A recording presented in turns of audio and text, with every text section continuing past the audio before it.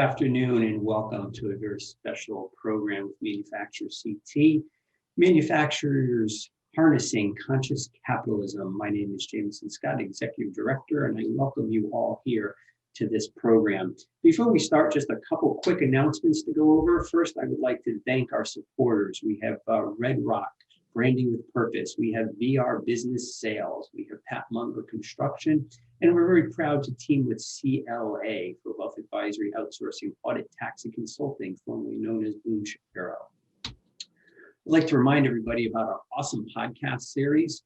Those are available at ManufactureCT.org, brought to you by Cohn Resnick. Our latest one with Aculine Drones and Barry Alexander, a fascinating discussion about making Connecticut truly the drone capital of the country. So I encourage you to go online and download our podcast series.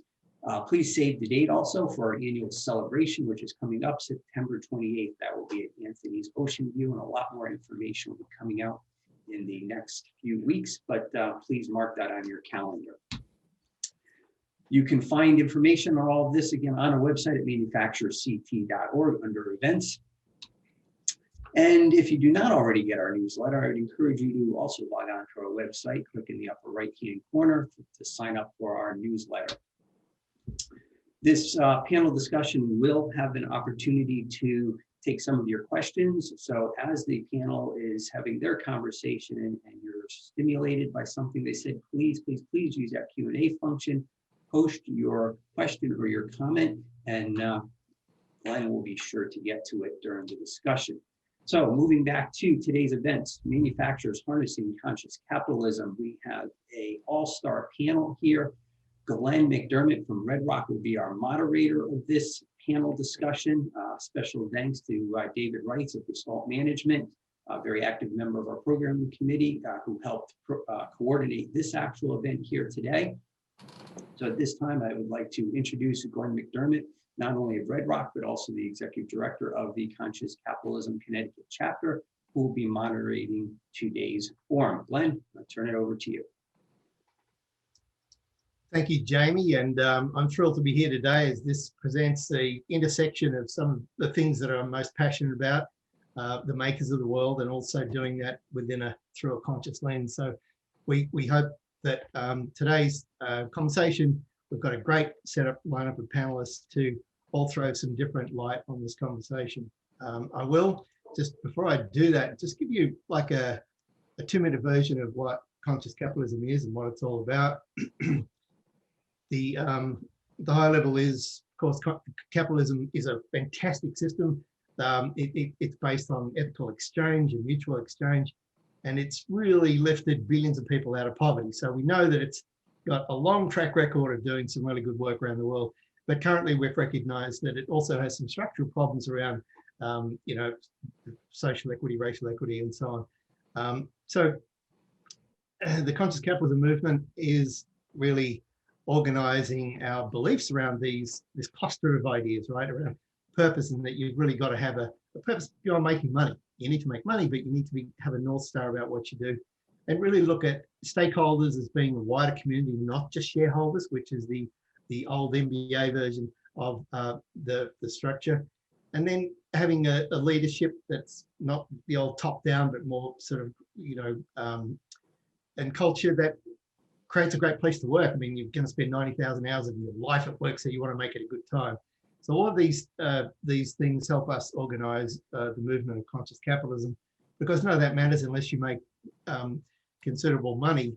So our founding father, Raj Sisodia, wrote a book called Firms of Endearment, where he really organized a lot of companies that operate along these lines, and he compared them to our benchmark financial performance indicators like the S&P, and he found out that the conscious capitalist companies outperform the S&P by 14 to 1.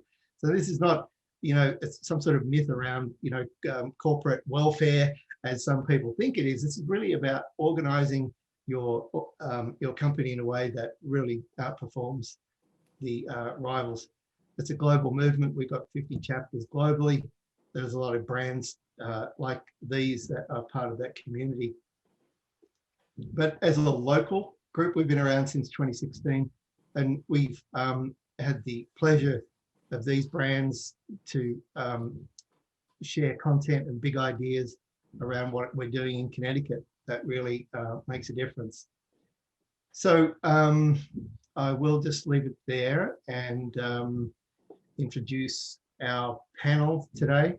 We're lucky enough to be in the company of Chris Ulbrich, who, as Ulbrich Steel has been delivering precision for 95 years as we have it, but also not just precision, but to very specific places in space and SpaceX and all sorts of things. So he's really delivering very sort of high-end quality to specific areas with steel and exotic metals.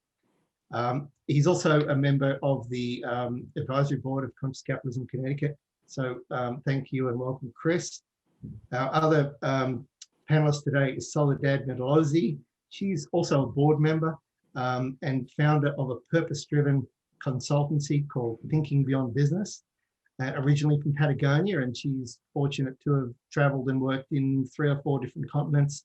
So we're thrilled to have you here today, Soledad. And then, of course, our chairman, Gavin Watson, who has recently retired from running Watson's Inc., but brings 30, 40 years of manufacturing expertise to this conversation today. And he's the chairman of the Conscious Capitalism movement. So I'm so thrilled to be here and helping to start this conversation today. And I did just have a sort of a kickoff, really. And this is more intended for Chris, I guess, because Chris is obviously a very well-respected leader in the manufacturing community within Connecticut over the last 95 years. We're wondering why conscious capitalism is important to you, Chris. What sort of resonates to you about it, this movement, and how you've been able to articulate that in your business? It's funny, the attributes that you have, who you support, customers, community, and the 4 others. My father had those 15, 20 years ago, and we really believe in it. We have 160 alloys, and our metal goes into making cleaner air and cleaner water for the world market. We have 9 factories worldwide, and medical applications that saves lives, brain clamps. Lots of the instruments are used for operations, and auto and aircraft safety systems. Most of the airbags and domestic cars come from our company. We make the metal, our customers make the parts. So it just makes sense for us to be good stewards of the environment, of our employees, of the community. And as you pointed out, and you perform better, do you really wake up in the morning saying, hey, I want to take advantage of somebody. I want to be crooked. I want to pollute. Come on. You want to do the right thing. It's easier to do, and we perform, and that's in our DNA. Some of these products, so they just overflow into helping the environment of, like I said, the community. Never mind the real environment of polluting and things like that. Not polluting. So it makes sense. And you have the book, you're going to talk about it later, that you perform better. You don't get sued all the time, and so there's lots and lots of positives. And that's what we do. Our parts, you're meeting with people, and it's changing people's lives for the better in a lot of cases. So it's wonderful. So that's what we do, what we're about. Thank you, Chris.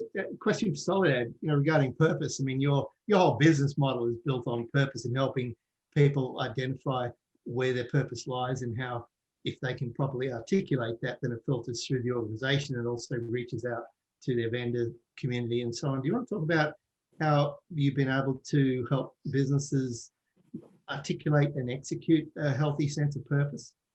Yes, thank you, Glenn, very much for the introduction, and also for the opportunity to talk about how to do business in a more conscious way.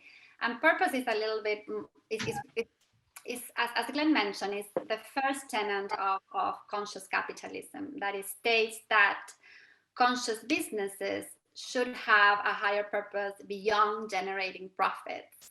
And it's a little bit challenging sometimes to understand for us business owners, because we're used to think of our businesses in terms of the bottom line, in terms of profitability. And it makes sense. We want our businesses to grow, to make money, to be sustainable. But what conscious capitalism proposes is that there should be something more. And what Chris was mentioning right now, he said his company, of course, he wants to be profitable and perform and grow, but he wanted to change people's life. He wanted to make, with his products, he wanted to achieve much, much more than that. So that is for today. What does it really mean to have a higher purpose? And there's many definitions out there, but one thing that is a simple idea that helps our clients understand and articulate and define their purpose is think about the answer to why you're doing business in the first place, why your company was founded. Why would somebody, a customer, buy from you instead of buying from a product for a similar quality or similar price? Why will somebody work for your company, comes to work, be motivated, engaged in working for your company? So the answer to that why is where purpose resides.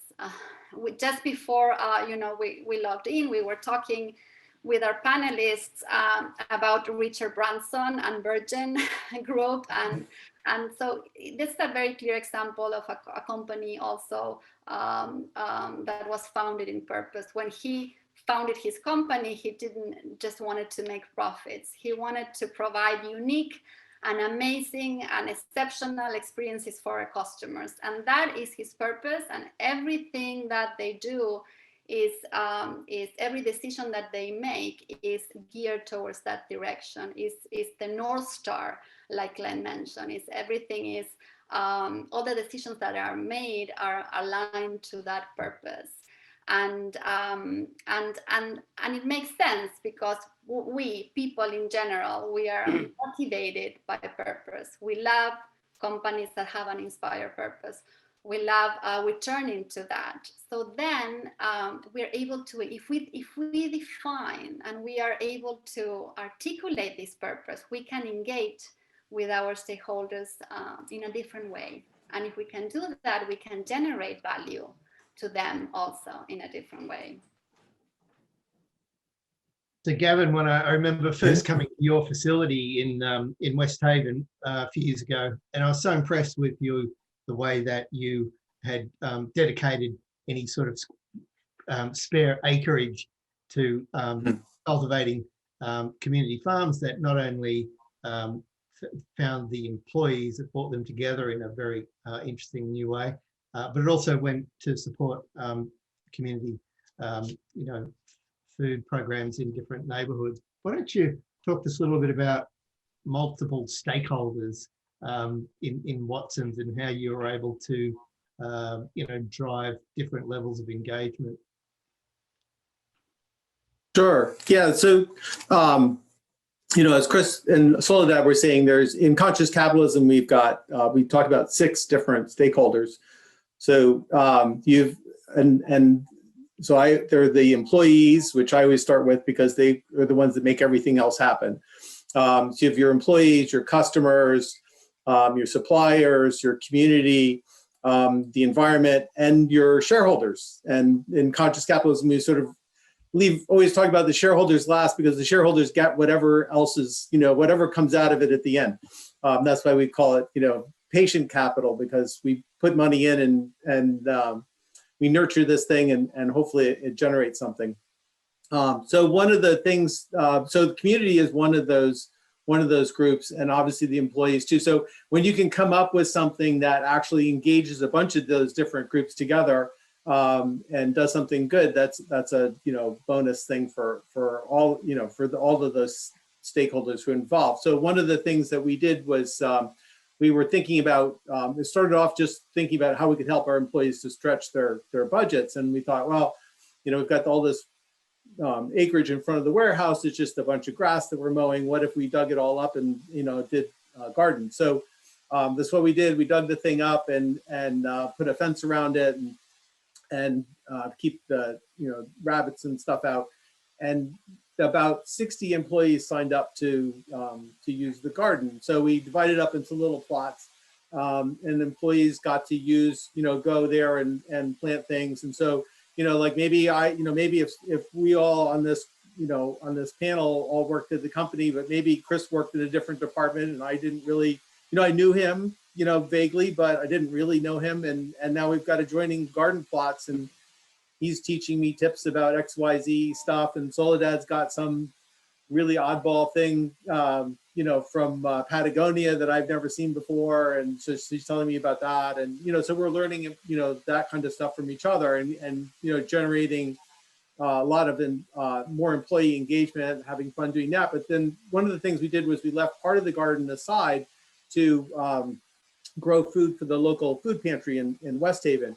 So, employees would spend, their free time helping to take care of that garden. And then we also had a school group of kids who were on the autism spectrum who came out, also tended the garden and then took the produce from that garden. And anybody else's, like if I had way too many tomatoes to eat, I could put them in this, bin. And these students would pick that up and take it down to the food pantry. And that was a great way to involve us, the employees, and the community all at the same time. Mm. So perhaps we can talk about stakeholders in a different perspective. And I know, Gavin, one of the things that you do a lot is talk about the planet as a stakeholder. Yeah. Right. And I love the way you sort of bring that into the argument. Let's hear a little bit about from the group around, including the planet as an integral part of how we operate. So talk about initiatives around energy or sustainability that are really good examples of that. Let's start with Chris. What do you think, Chris? On the planet and saving electricity and things like that. Mm. Is that what you're talking about? Yep. Yeah.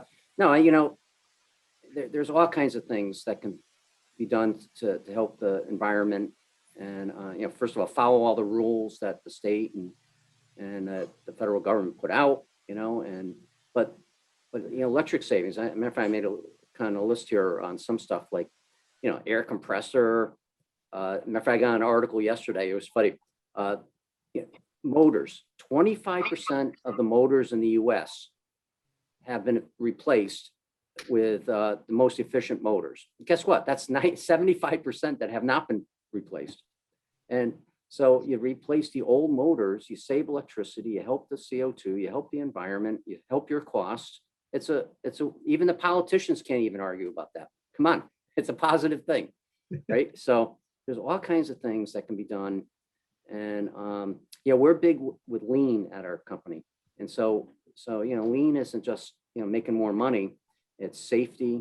And some of it is, how can we use less skids, less electricity, stop moving around. And, we eliminated some bad solvents out of our facilities. And I think, the employees come up, meet, we call them A3s, 4 or 5 people meet, they come up with some solutions, and then they present them. And in 5 days, we have a new process.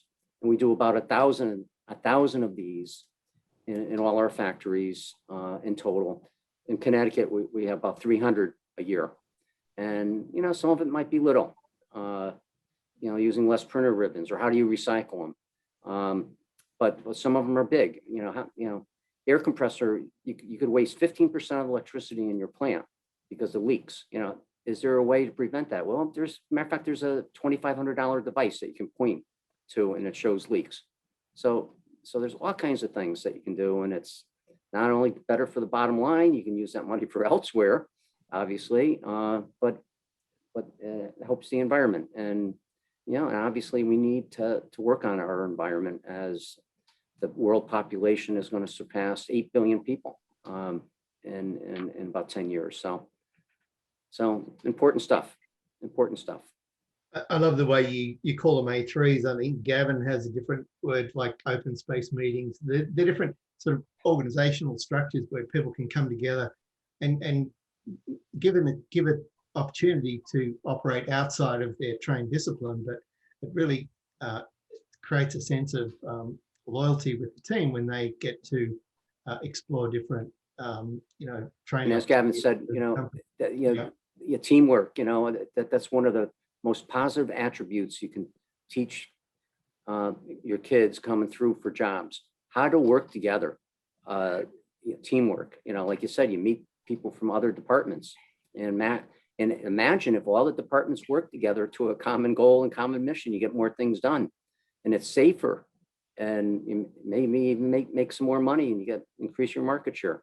So instead of silo management, how many times do we hear companies, they work in their little silos, they don't know anybody for 20 years. Well, the A3s and working together on common causes really breaks down the silos.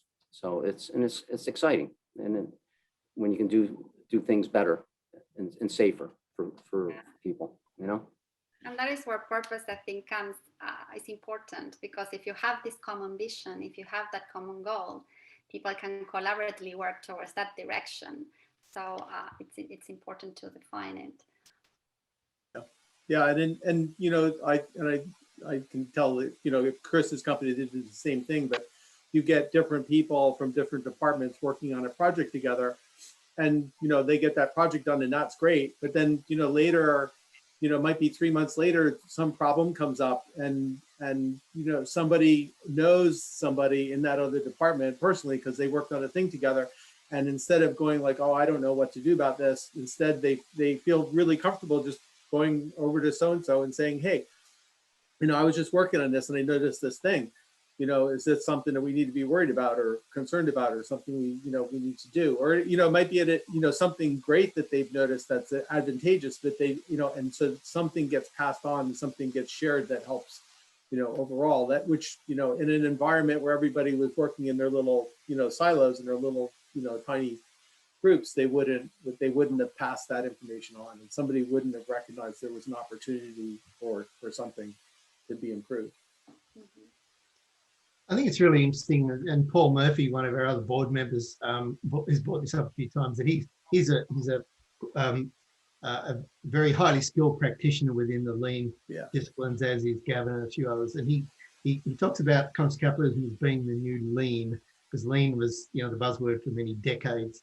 And it's interesting to see that manufacturers are seeing this as a sort of a really good way to organize themselves in a more sort of human-centric way of doing business. I mean, one of our other panelists one day, Cindy Bigelow, I asked her, why do you like this thing? She said, it's just a human way of doing business, about doing the right thing.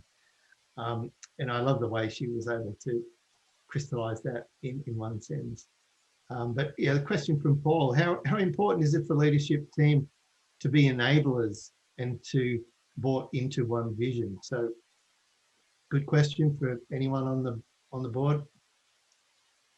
Sure. Yeah. So like as a, essentially as a, so if you want to talk about like conscious leadership, a big part of what it is creating the space for people to make contributions. So, in the conscious capitalism world, people come to work to do a great job, to contribute something that they're good at, to do something for their team or their group or their company. And if you've got an environment or a company where that can't happen, where you've got very rigid roles and very rigid, structures, then that becomes very difficult. But so what a conscious leader is really doing is creating a space where people feel safe, they feel psychologically safe, they feel like they can bring their whole selves to work, and there's enough flexibility in the system that they can do the things that need doing. So they can see something happening and they can respond to it, they can get other people involved, they can get a group can spontaneously form, deal with something, and then that group splits up again. There's a guy, Chris Rufer, who started a company called Morningstar. They're a very large tomato processing company in California, and there are no managers, there are no supervisors. And he just, he says basically employees come together. It's like a weather system. employees come together, they deal with an issue, and when it's done, they go off and do other things. And so in the beginning, Glenn was talking, about how conscious companies perform better.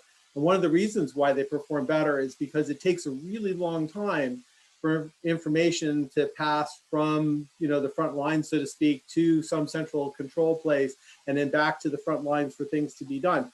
So, and it's much faster if the decision-making can happen at the front lines where the information is occurring, where stuff is happening.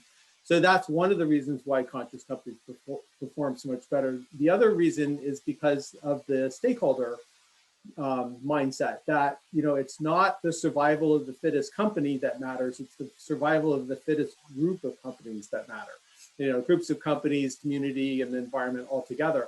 That that group that performs the best at that scale will outperform the groups of selfish competitive companies that are working against each other to get as much out of their suppliers as possible and to charge the customers as much as possible. Instead, it's a different mindset of like, we're all in this together and we're going to succeed together. And that's one of the reasons why, so those two things, those super engaged, excited, motivated employees who have enough autonomy to get things done, and that, that leadership that enables that space to be there, and that leadership that recognizes too that those same relationships apply with your suppliers and your customers and your community also. Yeah. Lots of times you hear lean and Kaizen events, the companies fail at it. Yes. And they probably fail because management is ordering it down, shoving it down people's throats. Yep. They come up with the ideas and all that. In our case, we've seen it work best when management's the coach. These A3s, the employees, people on the floor, they come up with the thoughts and the ideas, and we just support it. They say, hey, we think we can be safer over here if we put a guard on this machine, or we have a job that we have 45% scrap. Well, guess what? They figured out about 5 A3s on that job, how to get it down to 18%. And guess what happens to the rest of that metal? It gets shipped to our customer and they actually pay for it rather than putting it in the scrap yard for our scrap dealer.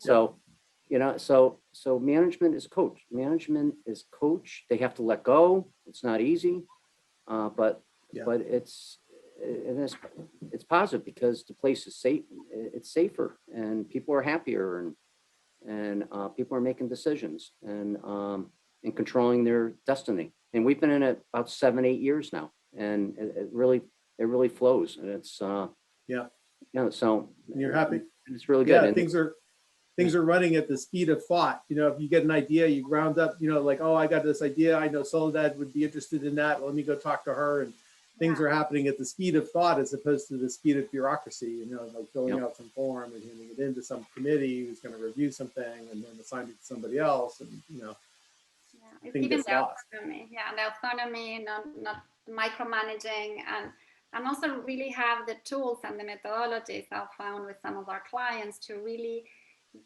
understand what are the needs and concerns of everyone, what is happening individually with each one of their employees and how to get the most out of them. I worked recently with a company, it's a home textile company, and she was having one problem with one of the high performance employees that was not doing well, but she has these check-ins that she does very frequently, and they had a very candid conversation about what was going on. Apparently this employee was having lack of sleep, anxiety, and after candid conversation they figured out that the long commute that he was doing every day was causing this, and together they work out a way to shorten the commute. And after that, he was performing much better. A lot of new ideas came out. So it's being in tune and having the tools and the methodologies to for people to understand what your employees really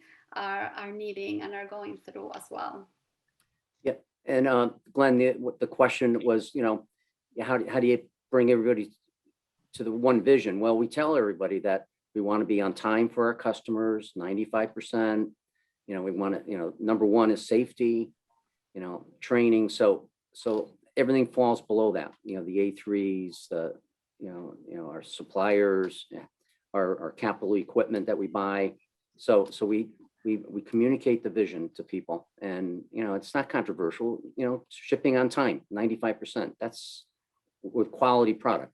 You're not going to argue that, and this is what we're here for. And then how do you do that? It's fascinating when I walk the floor. I remember walking the floor at Watson's, and I could feel the vibe. I could feel the energy, the enthusiasm of everyone on the floor. They were all totally engaged. And I remember when I had a similar experience with Paul Murphy in his last establishment too. And it's incredible what happens when you empower people. And like Gavin said, when you intentionally create that space for these events to happen. And culture is such an important part of the performance of an organization, yet it's so often not recognized because it doesn't come up on any spreadsheets or any annual reports. So it's a data set that we very rarely focus on, and yet it's so critical particularly in the manufacturing processes where alignment around these ideas is really critical to the health of the organization and the efficiency as well. So yes, and Gavin, I think you mentioned in your company that you have this tool, that you have this board. I think like once, I don't know, every month, like employees could come and bring ideas that you brainstorm. Yes. Mhm. So that's to get people involved, create innovation, and it's all part of a good culture. Yeah. how about community? Just another sort of general question for the group. How about community engagement? What have you been able to bring them in as part of your stakeholder value set? The local community we're part of the community of Wallingford, Meriden, and we employ 300 people in Connecticut. And that we've been here 95 years, 4 generations now.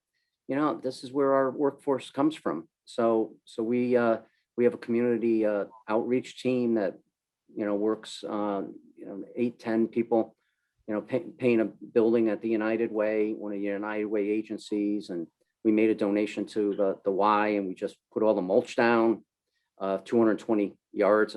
Good thing they had a tractor. I think we'd still be working on it. That's a lot of lots of mulch.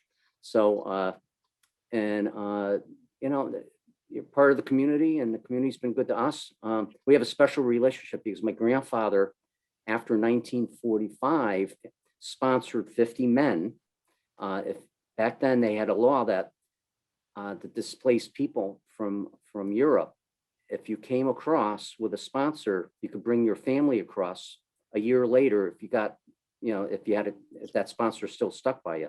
So we brought 50 men, Polish and Hungarian people, over, and grandfather sponsored the families. They came over, and some of their kids work for us today. So, a couple of guys had the tattoos from the concentration camps.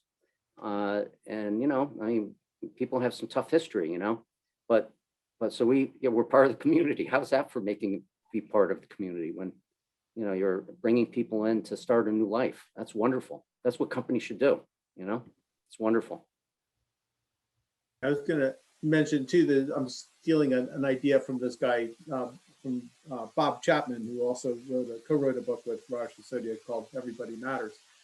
And one of the things he says about his company, Barry Waymiller, is that they're in the business of growing people.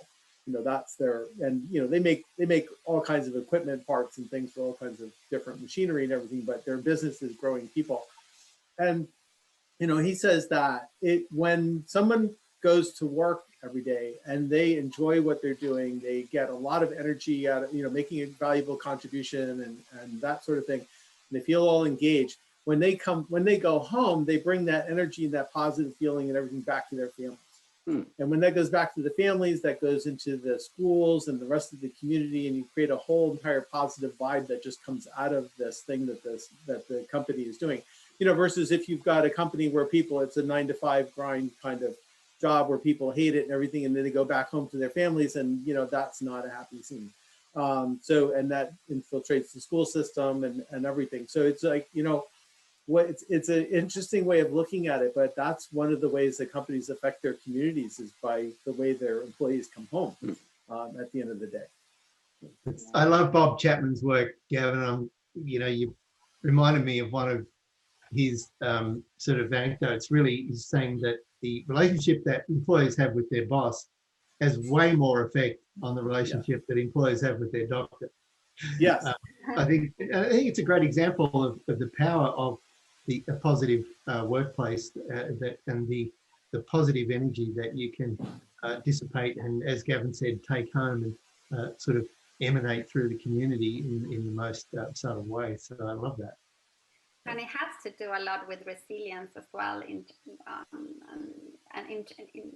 times of crisis, there's a business here in Connecticut where I live that it's a restaurant that they did they're always been very engaged with the community, giving back to empower women, for children education. And when the crisis COVID came, they reached out to this community they wanted to retain their employees, and they did a GoFund, and all the community tipped in, and they were able to retain their employees with a reduced salary. And when things came back to normal and they were able to go back to business the way they were, they put together dishes with the name of members of the community who helped, and everything that for that particular dish that they were making, it will go to the charity of election of one particular member of the community. And this, for me, is an example of how we're all interconnected and we can all help each other, even in times of crisis. And at the end, it makes our organizations more resilient. And I love Chris's story about his I think you said your grandfather that brought the, and sponsored people. That's fantastic. That just shows that, this is in a long-term relationship with a community and all that goodwill that just keeps going. And it's obviously it's an essential part of your, you're helping the community's helping you. And this, synergistic, altruistic thing is just all doing better. Versus, some adversarial relationship would be a disaster, in comparison. So again, another reason why conscious companies outperform, regular companies, because there is that, that great altruistic, collaborative relationship there that, the community cares about the company cares about the community, and so on. So Chris, you're coming into your 100th year in the near future. What sort of organizational principles are you thinking about to buttress the sort of movement at Ulbrich Steel for the next 100? I mean, I think in the manufacturing community, particularly in Connecticut, there are quite a few, second, third, fourth generation businesses. And, they're, I think, post-pandemic looking for some organizational principles to help them in the next stage of their development. Any kind of insight that you want to share there? Well, I think that, you have to have your strategy and then the mission, but as a family company, going into multi-generations, you have special problems, and one thing, I don't think you can kick the can down the road. This, a problem employee who's a cousin or something, it's almost daily, family companies are blessings and curses, and you gotta, and they're wonderful, but you got to manage problems. And it's almost every day you got to address what's the mission, what's the issue. And, maybe some people shouldn't be working for the family in the company. How do you pay them not to be there? Or, if you have a problem with capital and you can't grow and you're going to get eaten up by somebody, how do you get around that problem? If you can't afford new equipment, what happens? So you got to work on these things, and you got to put people in place generation after generation. And as the families get bigger, obviously there's some people who don't work for the company, and how do you take care of them so they're not, being unhappy at Thanksgiving time or whatever. It's not easy. So, but you got to work on it. You can't kick the can, and it's not easy. And as you know, a lot of times family companies don't last because they don't have the next generation. And now with private equity, they'll buy everybody, you know, at lots of expensive prices. And unfortunately, I don't think a lot of times the companies are managing any better, you know, Yep. And it's a problem. So you got to work at it. You got to work at it. Bring the people in. Hopefully, have some of the family members there. You know that. You know, I've been reading a lot. You know, you can bring in minority interests. You can bring in an equity company and just own 20%. You know, and maybe that helps you get some capital. You know, obviously, you can just sell out completely. You know, but that's a whole new ball game for people. So ourselves, we work at it. You know, sometimes it's not the easiest thing. Lots of times it works well. So you just got to keep working at it. And the laws are changing, you know, and, you know, Connecticut can be a friendlier state. You know, they're getting more friendly in some areas. So you got a lot of competing things that are working towards the issues, you know. So, but that's what we do. We work at it. And so what sort of results could we demonstrate to the group here that we've been able to achieve either from an employee group or a customer group? What, just in case studies or? Sure. So, you know, if kind of going back to the, you know, Kaizen type things, and, you know, like as Chris was saying, one of the things we did was a Kaizen energy thing. And we ended up saving about 25 to 30% of our energy while we were growing the business about, you know, 10% at the same time. So, you know, you know, if lean is done right, then you really are going to end up at a, you know, at a conscious capitalism type company. Yeah. So that's one of the ways, but, you know, it definitely makes you, if you do it right, this, you know, the whole conscious capitalism thing will definitely make you much more profitable than doing things but the normal way, which, you know, you often see that in a, you know, venture capitalists or whatever will come in and buy a company, and then they just start running it, you know, by the numbers and by the, you know, counting the beans, and so to speak, as opposed to, you know, they're not paying attention to generating the culture and keeping employees excited, and they're losing a lot of potential by doing that. Mm-hmm. And in terms, going back to the environment, Glenn, that you mentioned, and this how to be attuned, how there's a new group of more conscious consumers and employees and talents as people that we want to retain. There are great talent for our companies are all also more conscious, and they want to work for companies that they feel that their values are connected to their own values. Yeah. So in terms of the environment, it's important. I think first of all, it's important to know where you are right now, how you're doing, to do kind of an audit of your company compared to best practices, how you're doing in terms of your, I don't know, carbon footprint. Do you know that? Do you measure it or not? And once you measure it and you know where you stand, then you can incorporate policies to improve it. From, like Chris was mentioning, maybe, or also maybe replace certain materials, become more efficient in terms of your energy, maybe looked at renewable energy. There's some tax incentives if you do that for your company, and look into carbon, maybe offset, maybe buying carbon credits. All that increases the possibility of increasing your audience to these new conscious consumers that are looking for that in your product, and in turn will generate more profitability and make you more resilient for these funds that are coming with great offers to buy your company. I just want to take a minute for a breakaway here.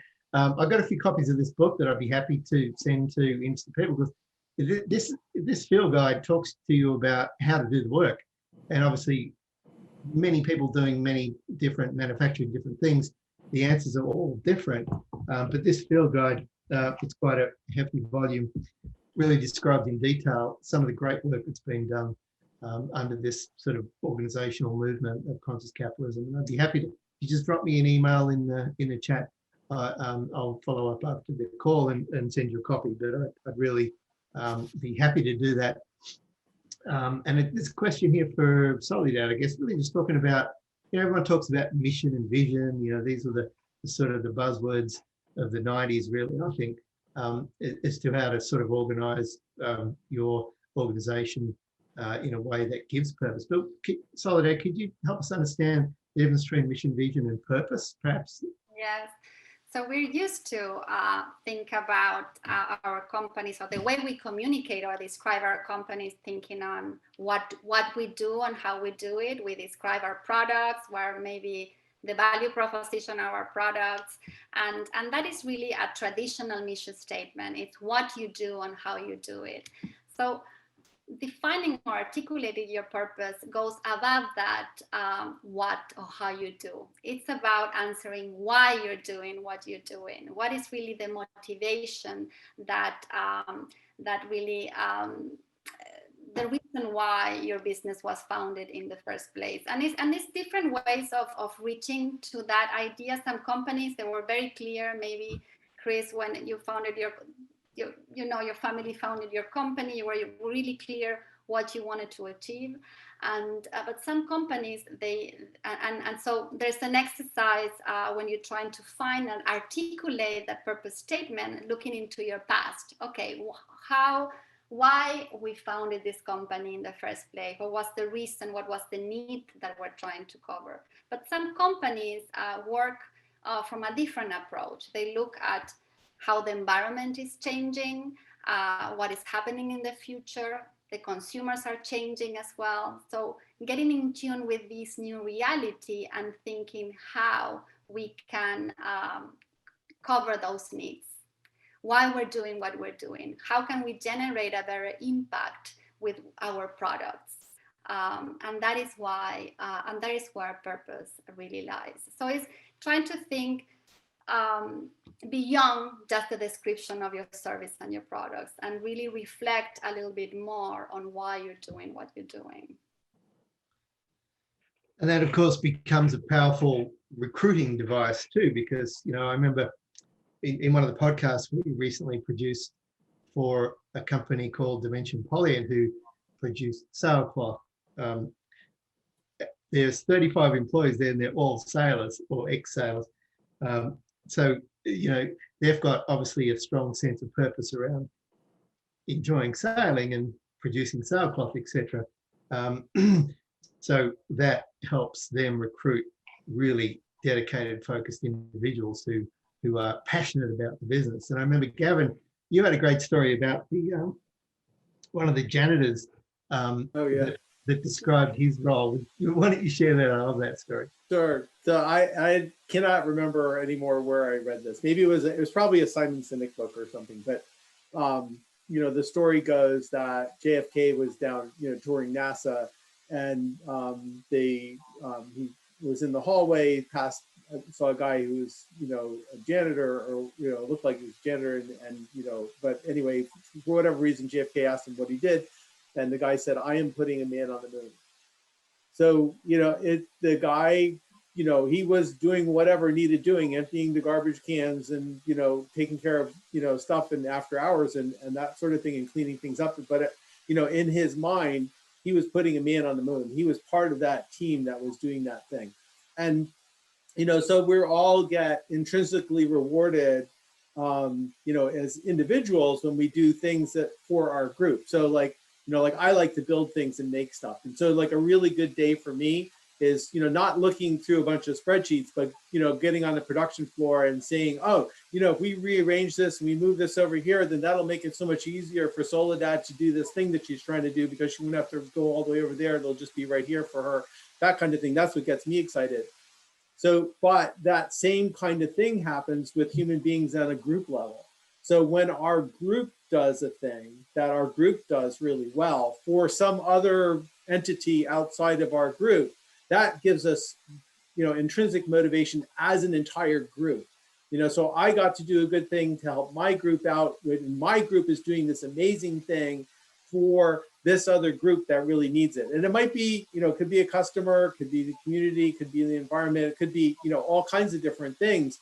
But when we're doing, when we are part of a group that's doing a thing that our group does particularly well for some other group that needs it, that's like awesome. And that's what, so that's where that emotional charge comes from. That's where that purpose can really help. Because if we really all believe in this thing that we're doing, and we know that we're making progress, and we just did a thing today, that makes everybody feel really good. Yeah. I was listening today, was very briefly, it's a motivational speaker, Simon Sinek. Today he was talking about the difference between motivation and inspiration. You know, with the purpose, you inspire people. Motivation, it's you can motivate people with a bonus, with a salary, with carrots and sticks. But if they maybe get a better salary somewhere else, they will go towards the better salary. But if you inspire people to share your vision, to, like as you mentioned, to be part of something bigger, then when you get maybe another offer for maybe a little bit more, then you think like, no, I don't want that. I want to stay with these wonderful people here doing great things. And so I thought it was very, very interesting and very powerful, the differentiation of purpose. That's what it does. It really not only motivates, but inspire people to be part of something bigger. Yeah. We lots of times think about people as, and think about, you know, like HR spends almost all of its time thinking about, you know, pay packages and, you know, all this kind of stuff and bonus programs and all this sort of thing. But, you know, those are all those extrinsic rewards that, you can get somebody, those are the carrot and stick type things that you can get somebody to do a thing, but it works so much better when somebody's inspired to do it. You know, when it's an intrinsic reward as opposed to an extrinsic reward, as opposed to me, you know, bribing you to do it. You're doing it because this is what you do. This is your thing, you know, and it's in the service of this group, which is trying to do this amazing, you know, has this amazing purpose that it's trying to work on. So. Especially if you can make some of the decisions yourselves. Oh, you have the freedom to do that rather than getting a written memo or getting ordered. Yes.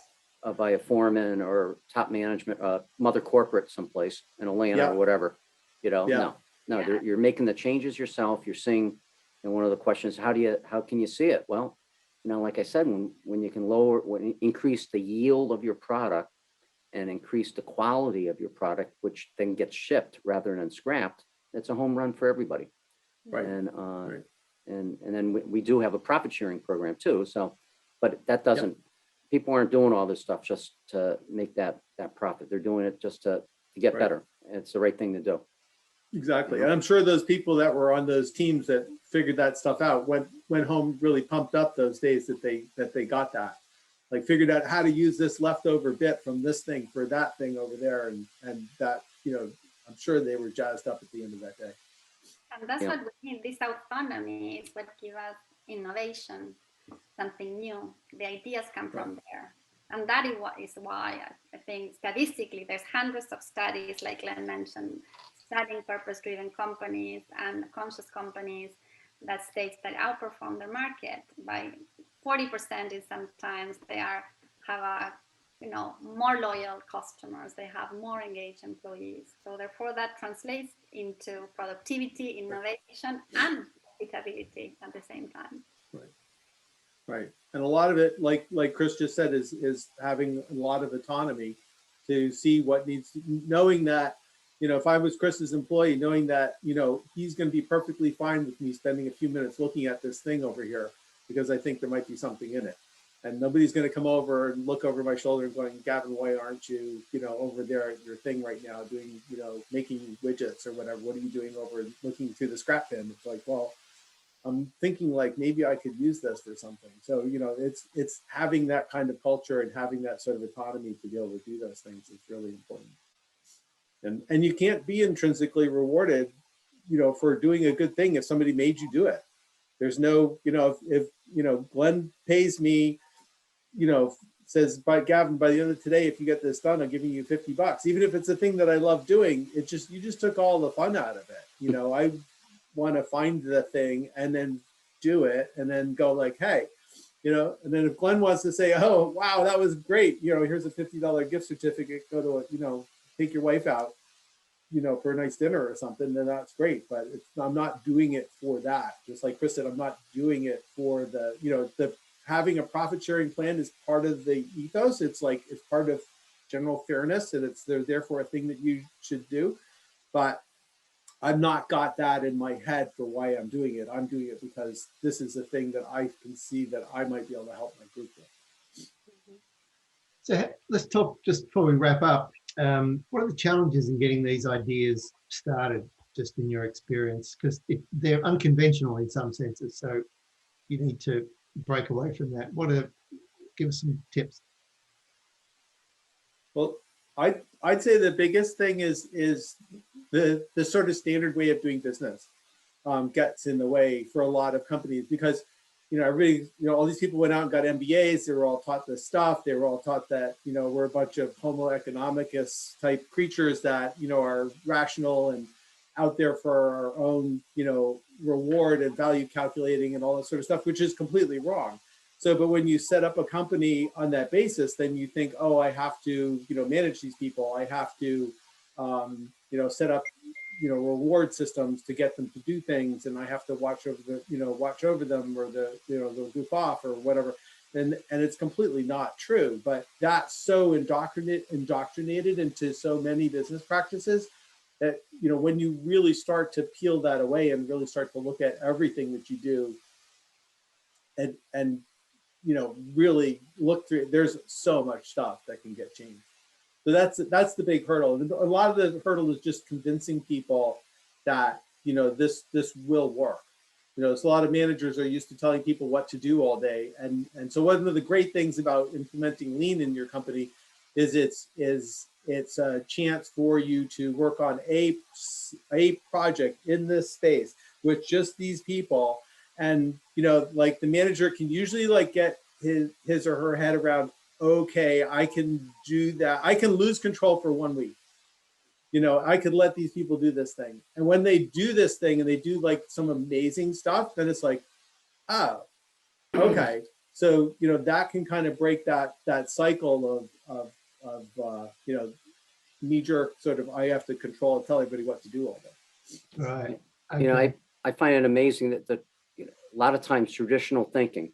I mean, who thought of pension plans?